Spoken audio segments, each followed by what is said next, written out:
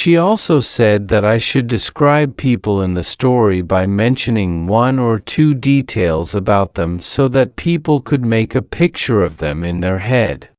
Which is why I wrote about Mr. Javance's shoes with all the holes in them and the policeman who looked as if he had 2 mice in his nose and the thing Rodri smelled of, but I didn't know the name for. So I decided to do a description of the garden.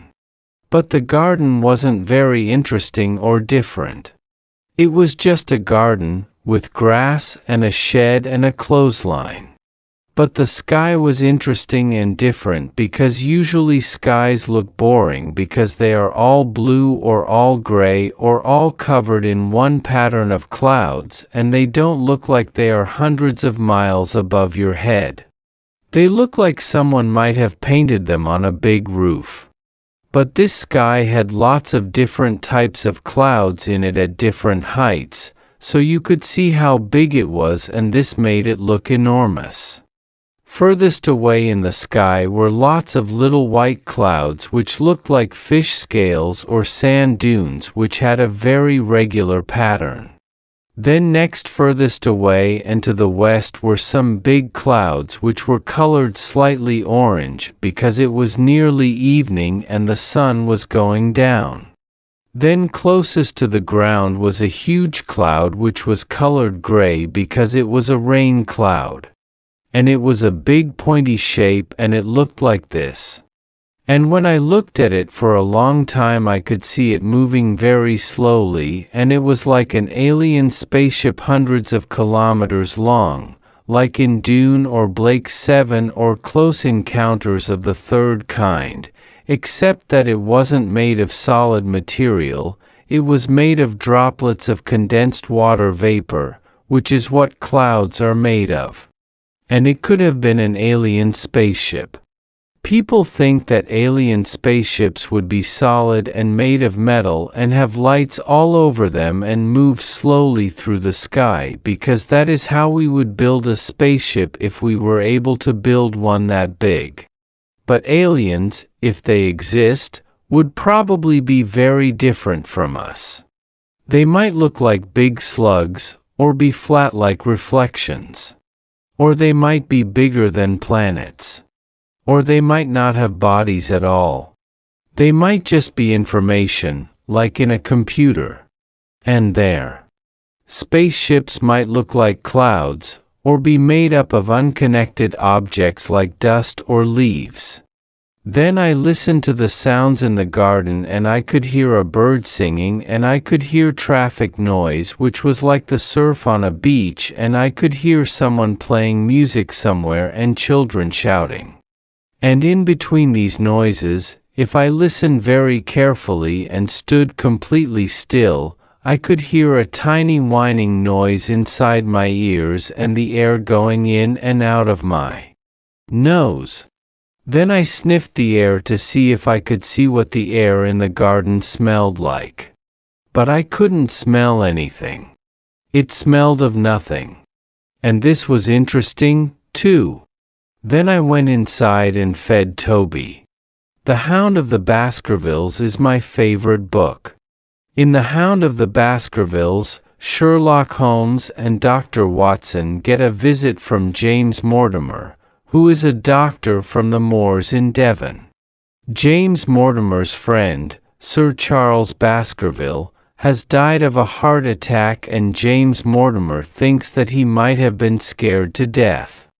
James Mortimer also has an ancient scroll which describes the curse of the Baskervilles. On this scroll it says that Sir Charles Baskerville had an ancestor called Sir Hugo Baskerville, who was a wild, profane, and godless man. And he tried to do sex with a daughter of a yeoman, but she escaped and he chased her across the moor. And his friends, who were daredevil roisterers, chased after him. And when they found him, the daughter of the yeoman had died of exhaustion and fatigue. And they saw a great black beast, shaped like a hound yet larger than any hound that ever mortal eye has rested on, and this hound was tearing the throat out of Sir Hugo Baskerville. And one of the friends died of fear that very night, and the other two were broken men for the rest of their days.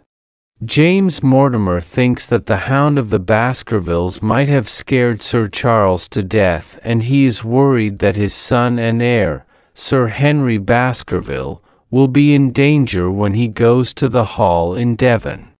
So Sherlock Holmes sends Dr. Watson to Devon with Sir Henry Baskerville and James Mortimer.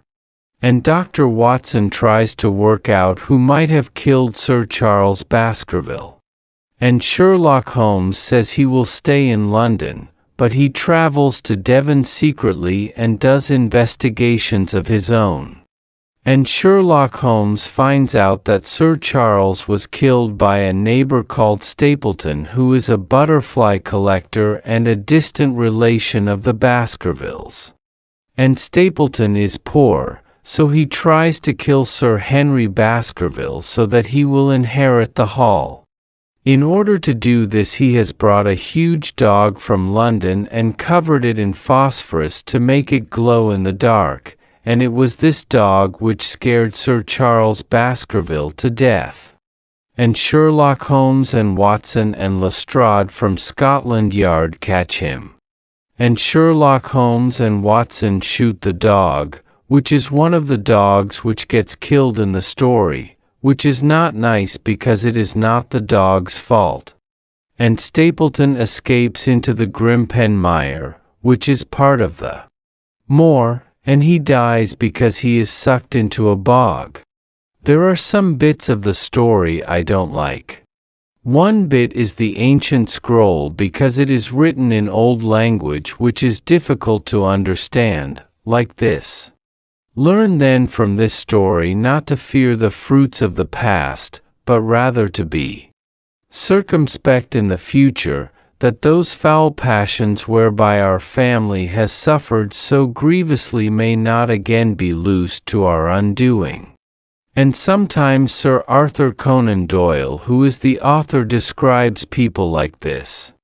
There was something subtly wrong with the face, some coarseness of expression, some hardness, perhaps of eye, some looseness of lip which marred its perfect beauty.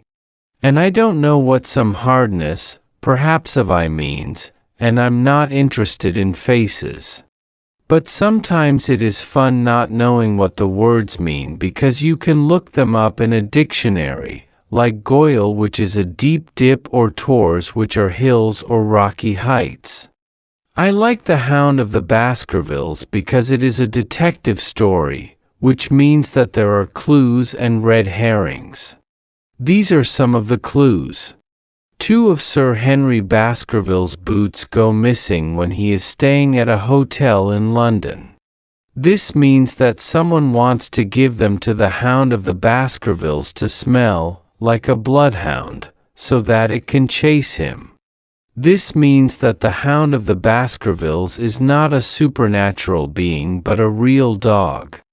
Stapleton is the only person who knows how to get through the Grimpen Mire, and he tells Watson to stay out of it for his own safety. This means that he is hiding something in the middle of the Grimpen Mire and doesn't want anyone else to find it. Mrs. Stapleton tells Dr. Watson to go straight back to London instantly. This is because she thinks Dr. Watson is Sir Henry Baskerville and she knows that her husband wants to kill him. And these are some of the red herrings. Sherlock Holmes and Watson are followed when they are in London by a man in a coach with a black beard.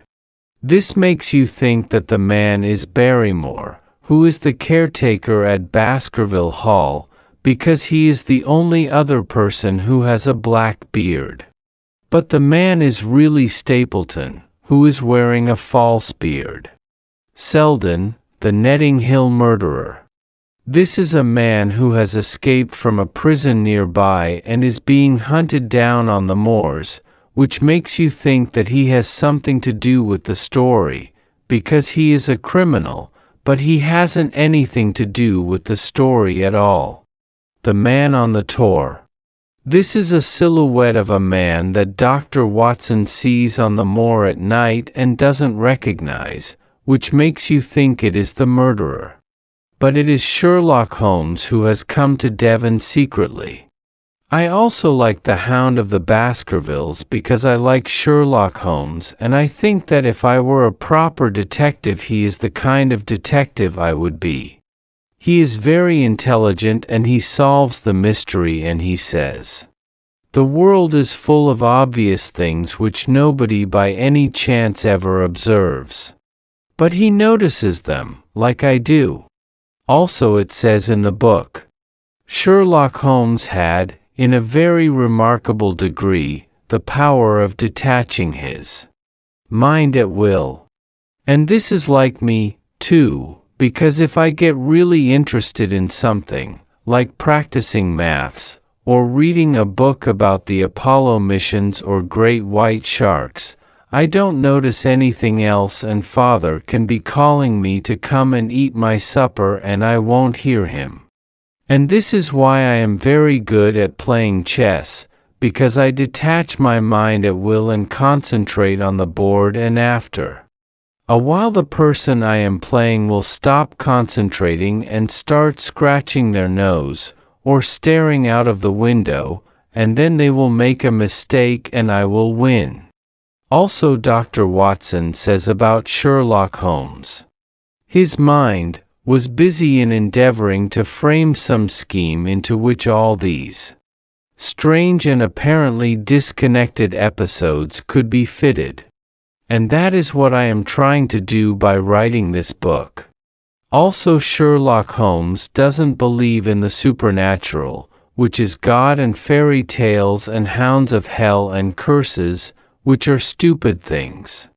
And I am going to finish this chapter with 2 interesting facts about Sherlock Holmes. In the original Sherlock Holmes stories, Sherlock Holmes is never described as wearing a deerstalker hat, which is what he is always wearing in pictures and cartoons.